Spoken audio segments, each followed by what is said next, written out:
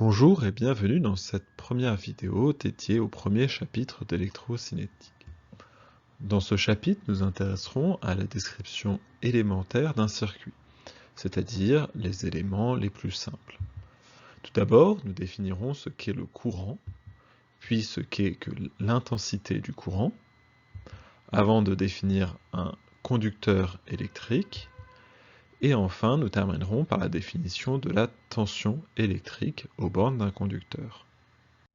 Dans un milieu, on dit qu'il y a un courant électrique lorsqu'il y a circulation de la charge électrique. Ici, on a représenté en bleu des charges électriques, il y a un déplacement, on dit donc qu'il y a du courant. C'est un peu la même chose que le courant pour une rivière qui fait se déplacer l'eau le long de la rivière. C'est simplement un déplacement de charge électrique et non plus un déplacement de masse. L'intensité du courant, quant à elle, correspond au débit du transfert de charge. Plus l'intensité est grande, plus les charges seront déplacées vite et nombreuses. La charge électrique est une propriété intrinsèque de la matière, c'est-à-dire qu'en fonction du type de particule, il y aura une charge électrique ou il n'y en aura pas. Cela dépend uniquement du type de la particule. Les particules qui ont une charge électrique sont appelées des porteurs de charge. Alors, la charge est une propriété extensive, c'est-à-dire que la charge d'un système est égale à la somme des charges des différentes parties d'un système. Par exemple, pour faire la charge d'un atome, on prend la charge des protons plus la charge des électrons plus la charge des neutrons. De plus, la charge est une propriété conservative, c'est-à-dire que quand on a un système isolé, la charge ne varie pas au cours du temps. Même lorsqu'on a des désintégrations radioactives, tant qu'on garde le même système sans échange avec l'extérieur, la charge totale ne varie pas. De plus, contrairement à la masse, la charge peut être positive ou négative. Et ça, c'est une grosse différence. Alors, on n'a pas de raison particulière de choisir si elle est positive ou négative. C'est simplement qu'il y a deux types de charges qui se compensent. Par convention, on les a appelées positives et négatives, mais ce n'est qu'une convention. Et on a choisi que la charge de l'électron serait négative. La charge est par ailleurs mesurée en coulombs, notée C. Nous verrons la définition du coulomb un petit peu plus tard. Avant d'aller plus loin, faisons un petit point vocabulaire. La matière est constituée d'atomes. Ces atomes présentent des électrons en orbite autour d'un noyau. À l'intérieur du noyau, on trouve des neutrons et des protons. Notez comme sur ce schéma, on a représenté les particules chargées en indiquant le signe dessus. Vous voyez que l'électron est négatif, le proton positif, et que le neutron est neutre. Sa charge est 0.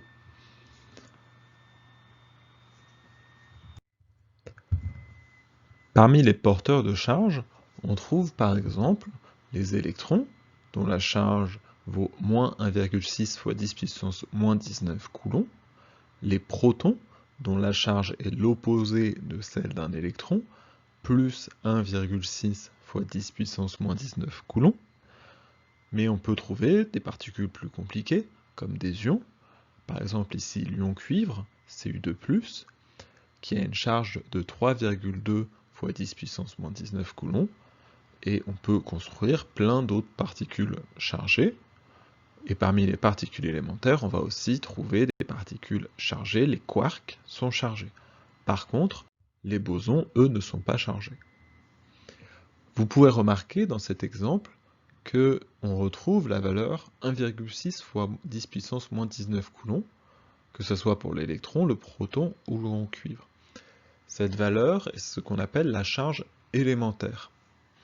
Elle est à connaître, Et on va avoir du coup que l'électron a une charge de moins E, E étant le symbole que l'on utilise pour marquer la charge élémentaire, le proton une charge de plus E, et ici, l'ion cuivre, plus 2 fois la charge élémentaire. Comme on l'a dit précédemment, ce n'est pas parce que certaines particules sont chargées qu'elles le sont toutes. Par exemple, les neutrons ne sont pas chargés, les photons ne sont pas chargés, et les autres bosons non plus ne sont pas chargés. Cependant, il faut se rappeler aussi que, à notre échelle, la matière n'est pas chargée. Si vous prenez une pomme ou une table, ce n'a pas de charge électrique. En fait, les charges qui composent la matière à notre échelle se compensent. Il y a autant d'électrons que de protons dans la matière, et on va donc avoir quelque chose de globalement neutre. Alors, même si on a quelque chose de globalement neutre, toutes les charges ne se déplacent pas. Et on peut avoir quand même un courant électrique dans un milieu neutre. Ici, on a représenté des porteurs de charge fixes et des porteurs de charge libres.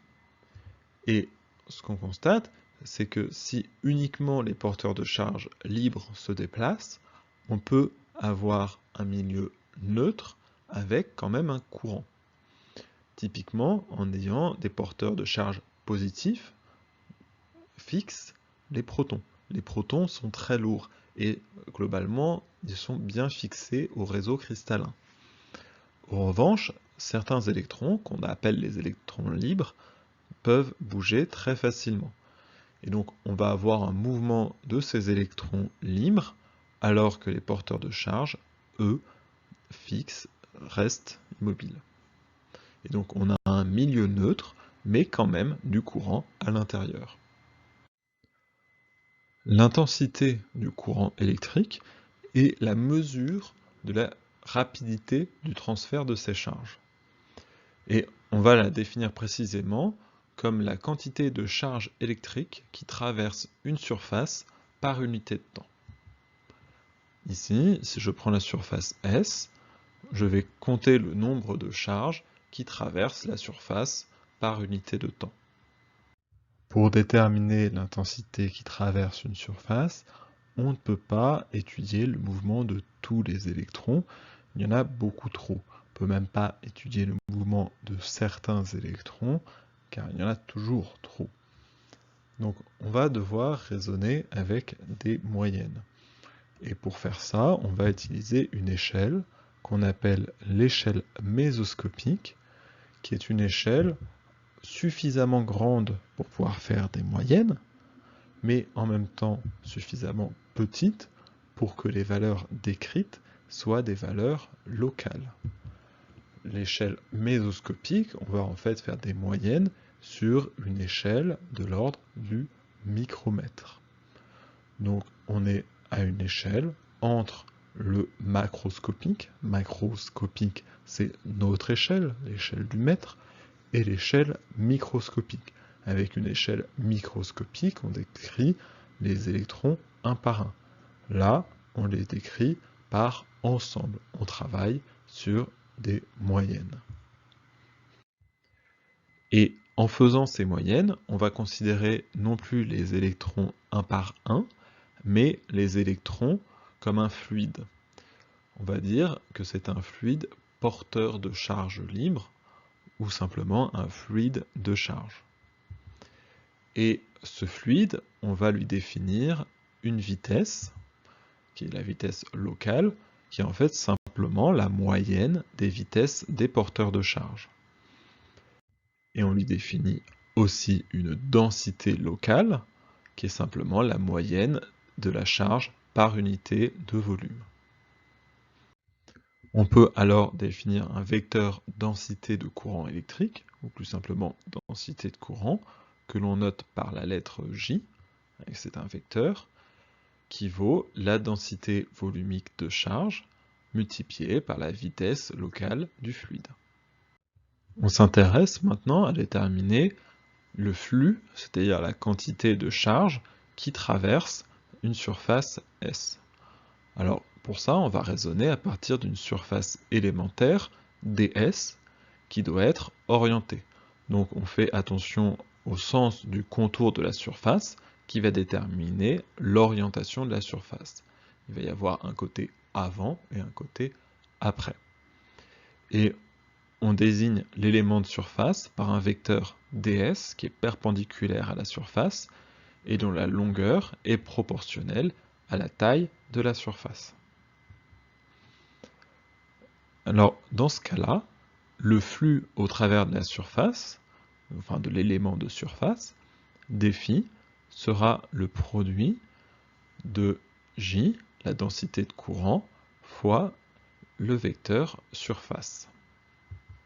Et donc, pour toute la surface, on fera l'intégrale du flux élémentaire, c'est-à-dire l'intégrale sur la surface du vecteur densité de courant, produit scalaire, l'élément de surface ds.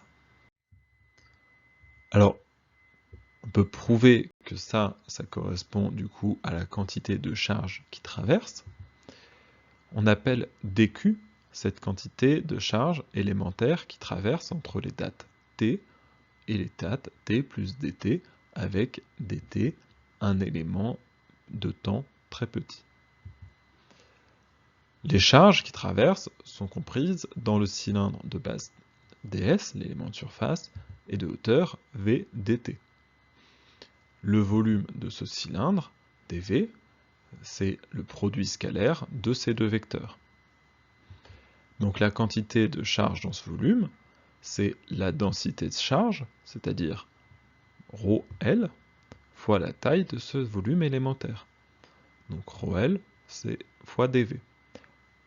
On réinjecte ce qu'on a juste au-dessus, et on a donc ρL fois produit scalaire de l'élément de surface élémentaire fois la vitesse fois le petit élément de temps.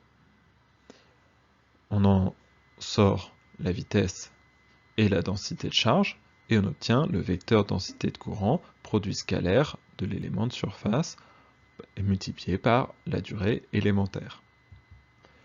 Ainsi, l'élément de flux peut se réécrire comme le produit scalaire de la densité de courant fois l'élément de surface.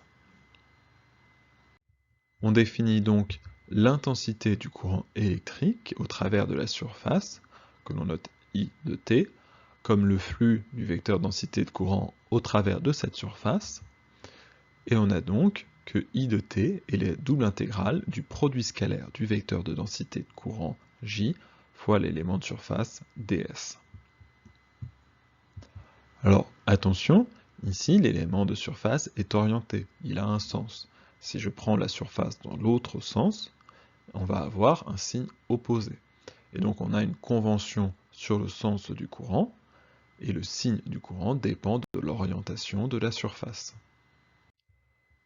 Pour exprimer l'intensité du courant, on utilise une unité, l'ampère, qui se note avec un grand A majuscule.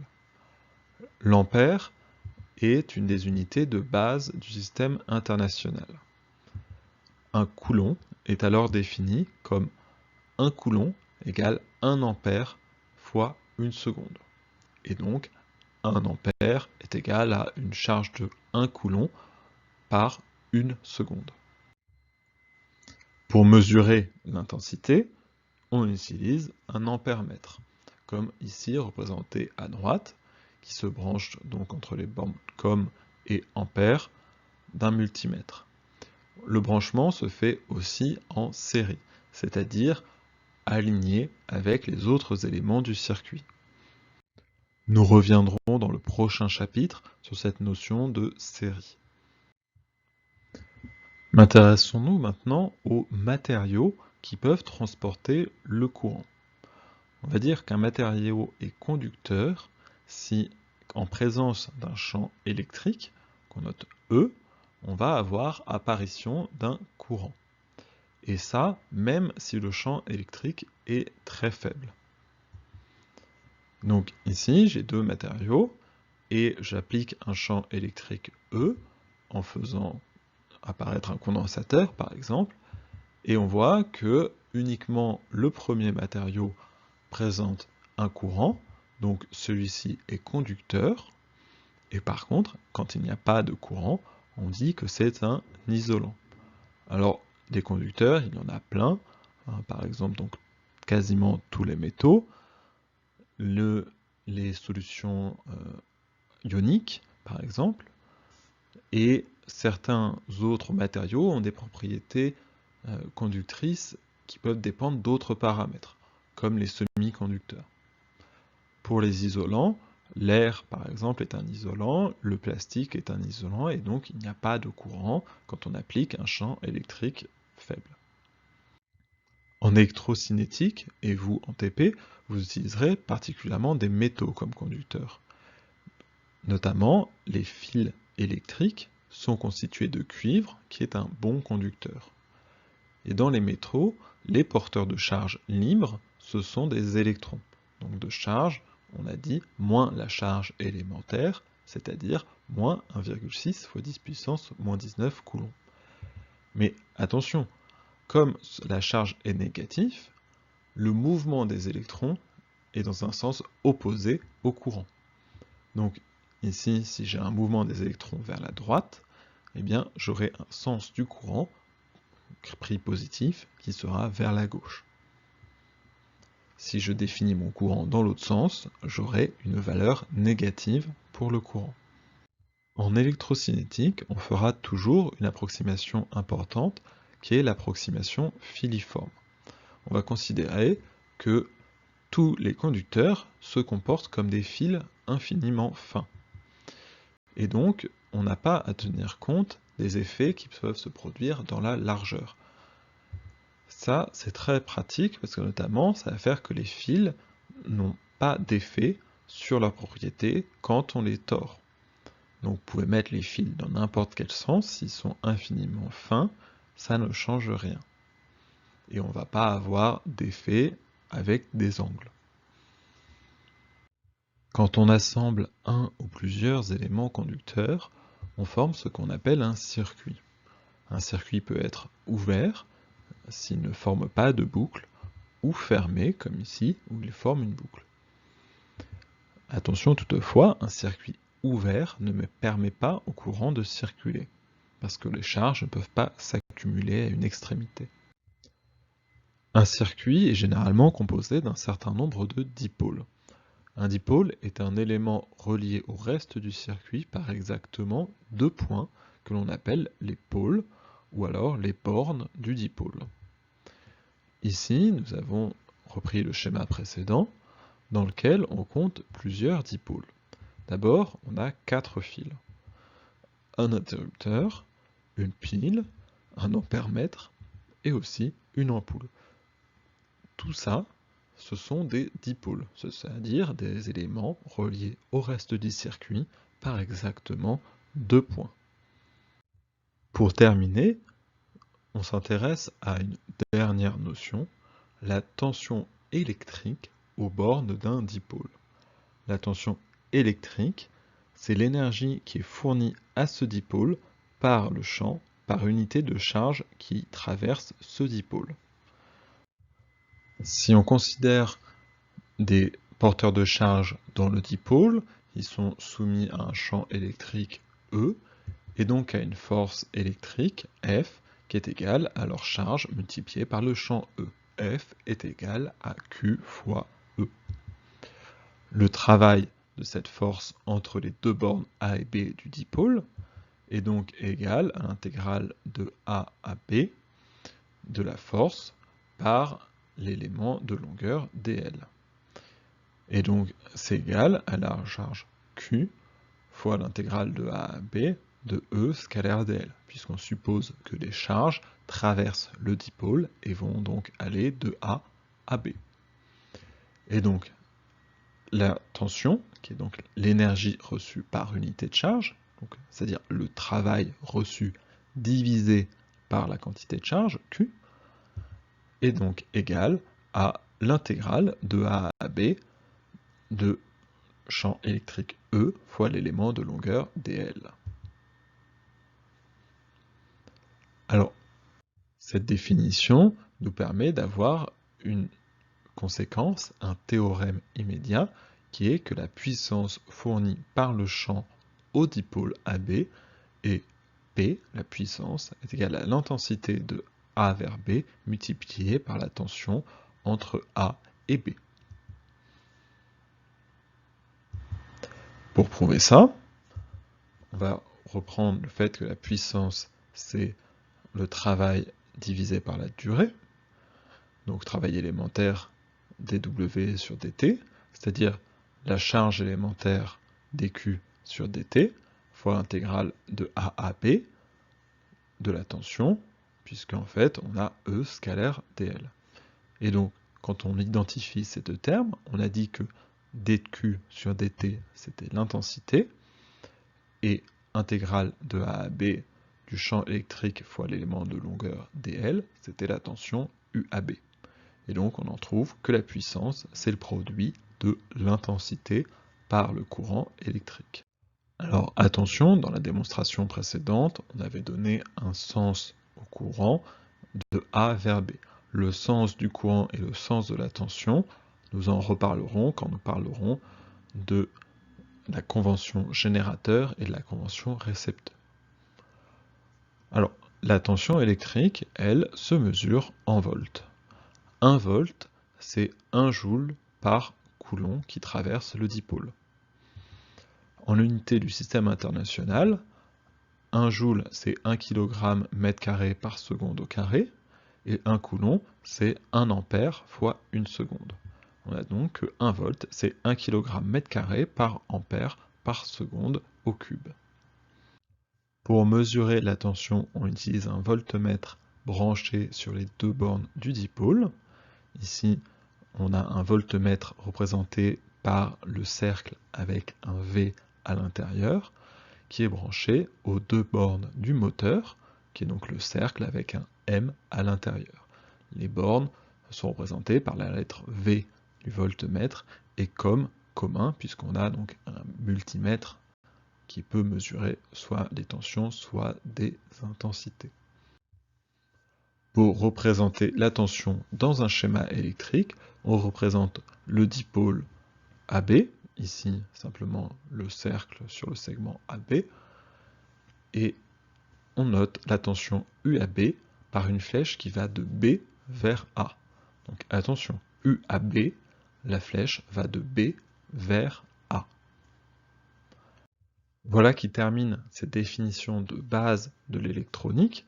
Donc on a redéfini ce que c'était qu'un courant électrique, son intensité, ce qu'était un conducteur, un dipôle, et on a défini enfin la tension et démontré au passage une des relations les plus importantes d'électrocinétique, la relation qui lie la puissance reçue par un dipôle au courant et à la tension. La puissance, c'est égal au produit du courant électrique, de l'intensité électrique plutôt, par la tension.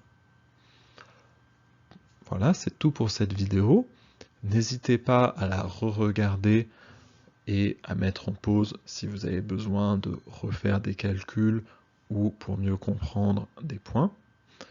Je vous dis à bientôt pour la prochaine vidéo.